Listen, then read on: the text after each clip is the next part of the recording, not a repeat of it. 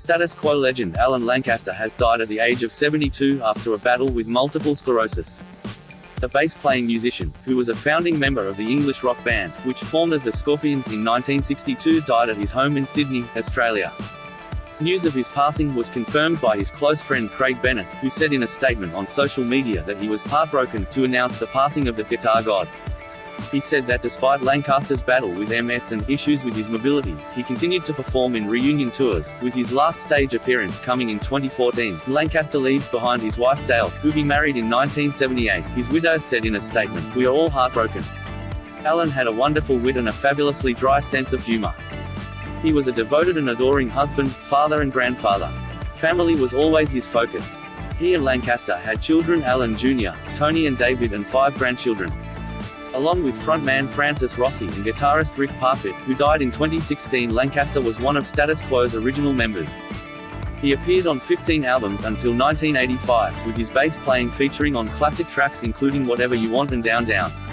Lancaster reunited with bandmates Rossi, Parfitt and John Coghorn in 2013 for a UK tour. A Star performed his final show in 2014. The musician moved to Australia in the 1980s and his mother and father and brother and sister joined him soon after. Mr. Bennett's full post on social media read, "At the request of his loving and deeply cherished family, I'm heartbroken to announce the passing of Alan Lancaster, British-born music royalty, guitar god and founding member of iconic band, Status Quo." Alan Lancaster passed away this morning at his Sydney home, surrounded by family. Alan had been dealing with multiple sclerosis. He was 72. Status Quo began rockin' all over the world in 1967. The legendary band amassed decades of hit songs, including Down Down and Whatever You Want. Alan married his beautiful wife Dale Lancaster in 1978. They met when Alan and Status Quo, along with Slade and Lindisfarne, toured Australia in 1973. Alan, who was a dear and special friend, is survived by Dale, his children Alan Jr., Tony and David, plus 5 grandchildren. He went on, despite having MS and issues with his mobility, Alan participated in hugely successful reunion tours in the UK and Europe in 2013 and 2014. He bravely played to thousands of adoring fans and loved being back with the band and his loyal Quo army. Hail to an absolute legend and one of the nicest people in rock and roll. Status Quo manager Simon Porter said, "This is such sad news and my sincere condolences go out to Dale and the family.